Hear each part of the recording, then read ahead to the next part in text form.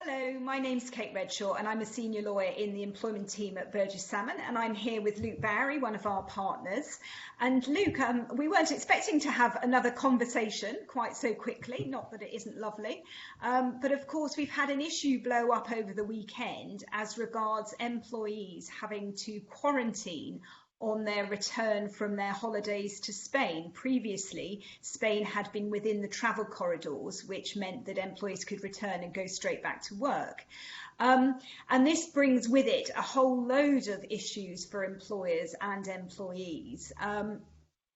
Because actually what we're hearing about is that employees in this position have very few rights. Yep, that's right. They're certainly not making it easy for employers and employees at the moment, are they? If you strip it right back to basics, Kate, for a contract of employment to be viable, an employee's got to be ready, willing and able to work. And obviously that poses quite a few problems if employees find themselves in the situations we're talking about today. Yeah, okay, so ready, willing and able to work. I guess, does that mean then if I am an employee who can work from home, and let's face it, at the moment, lots of employees have been working very successfully from home, does that mean I'm okay? Can I just come back from my holiday and settle back down into my house and get working? Yeah, I think that's right. If an employee can work from home, even if an employer would, in an ideal world, have them in the workplace, I think it's going to be reasonable in nearly all circumstances for the employer to allow the employee to continue to work from home and continue to pay them in the normal way. As you say, particularly the case if employees have been working successfully remotely during what has been a long lockdown period. Yeah, I guess actually that's a good point, isn't it? Because we know from 1st of August, of course, employers are going to be able to bring more people back into the workplace, but they might just have to hold their horses on that one. So, okay, and there's also there's that list of exemptions, isn't there? So there's a fairly detailed list of exemptions for people who don't have to quarantine on their return from a foreign country, but I guess that they're fairly limited. But it would be worth checking if any of your people fall within those exemptions. But for the people who can't work from home, what position are they in?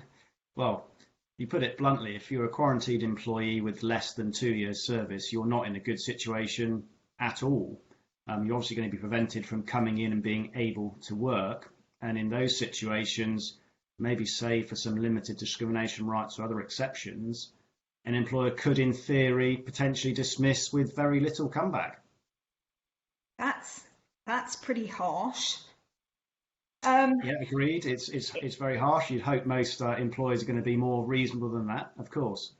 Yeah, the problem is difficult times at the moment, isn't it? I mean, but doesn't that really beg the really quite worrying proposition that an employee who fears they're going to be sacked if they don't show up for work, effectively breaching their quarantine and coming into work anyway? Yeah, I think it's a real issue. And if an employer finds himself in that situation, they've got to send the employee home. You'll know from previous conversations, employers have got a duty of care towards all their employees, and if they let an employee in work who should be quarantined, they're potentially jeopardising the health and safety of their other employees.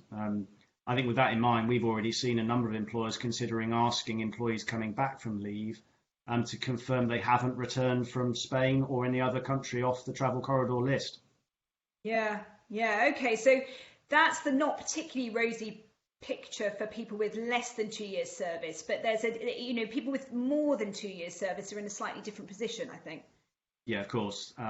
Those with 2 or more years continuous service have the right not to be unfairly dismissed, and I think dismissal in these circumstances, particularly if an employee's gone to a country and then it comes off the list post them arriving there, I think dismissal in those circumstances is unlikely to be fair. Yeah, and of course that's worth touching on, isn't it? I mean, Spain happened overnight pretty much, and we've got Luxembourg and Belgium. I think there's been hints that they might be taken off the travel corridor list this weekend, and I know that they're watching France and Germany closely. So, potentially a lot of employees could find themselves in this situation. So, obviously, an employee who can work from home is going to be paid at their normal rate of pay, but an employee who is quarantined and is staying away from work but who can't work from home, what is the employer going to have to pay them? Because I think I'm right in saying, Luke, in these situations at the moment, at the time we're recording this, SSP isn't payable for quarantine periods. Yeah, you're absolutely right. Very clear that SSP isn't payable in these circumstances. Remains to be seen whether the government shifts its position on that. But as it stands, to me, the options for an employer are probably to agree a period of unpaid leave, potentially allow the employee to take some additional holiday for some or all of that quarantine period. If they're more generous, potentially treat the absence as sick leave under their own company scheme. You could agree to pay a sum equivalent to SSP or another sum, or you could even potentially put the employee on furlough. Oh, okay. And that would just be obviously furlough for the quarantine period, because we know that you can't furlough an employee purely so that they can take holiday, but for that quarantine period, that would be okay.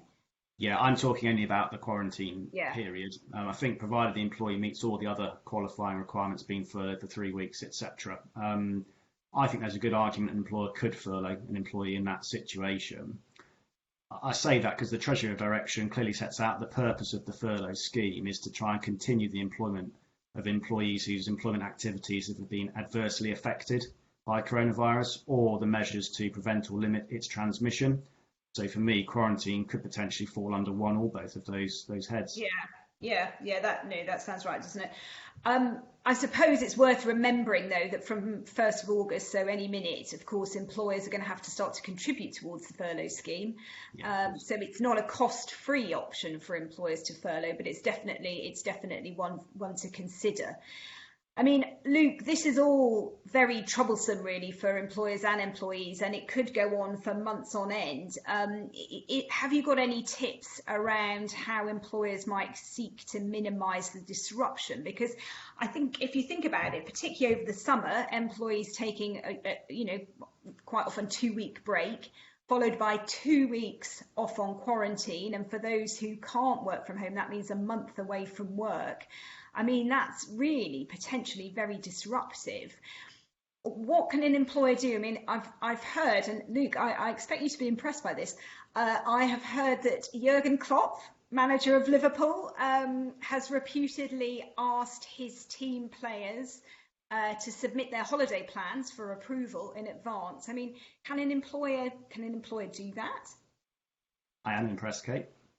Thank you. Yeah, I think so. I mean, I don't think an employer can dictate where an employee goes on holiday, but there are certainly some practical steps an employer can take to better manage the situation. I think one of those, perhaps the most draconian, is don't forget under the working time regulations, an employer can actually cancel an employee's leave. However, to do that, you've obviously got to give the same amount of notice of cancellation as the length of leave itself. So given we're in the middle of the summer holiday period, things are fast changing. That might not be that useful in all situations.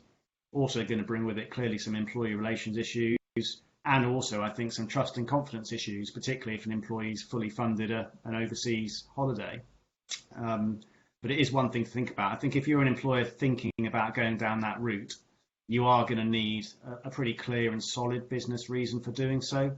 You might genuinely be unable to sort of manage workflow, shift patterns, customer demands, if particular groups of employees aren't going to be in the workplace for what is their holiday period and the quarantine period, which, as you say, could be as much as a month potentially. Yeah. I mean, I know I think they are looking to reduce that quarantine period, aren't they? I mean, at the time we're recording this, they're talking about whether they can look to reduce it by more active use of tests. But for the moment, it is 14 days. I mean, the cancellation of holidays is pretty unappealing. Have you got any other suggestions that might be more appealing for both employer and employee? Yeah, I mean, I think an obvious one is to think about putting in place a clear, consistent and well-communicated policy, setting out exactly how you're going to deal with quarantine over the coming months. So that could include a number of things. So it could actually, like Jurgen Klopp, potentially require employees to inform you of their overseas travel plans before they go. It might reinforce that quarantined employees must not attend the workplace and the consequences if they do so.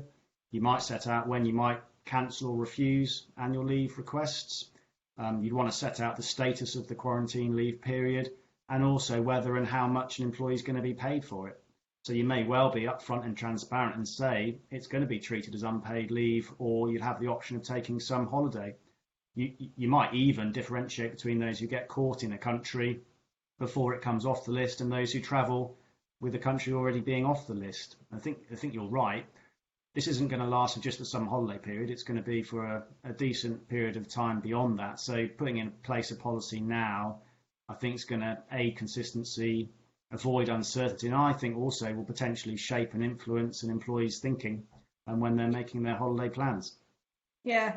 I mean, I think that's really interesting, isn't it? It might seem at first blush, gosh, a policy just for this, but actually, this could go on for months on end, and it will also help, I think, with the fairness and people feeling that they're being treated fairly across the board. Well, Luke, I think you yourself are about to go on holiday. Taking no chances though with quarantine periods. You're straying, I think, a little bit beyond your back garden, but not very much further. So I hope you have a great time. And thank you for taking part in this, and thank you everyone for watching.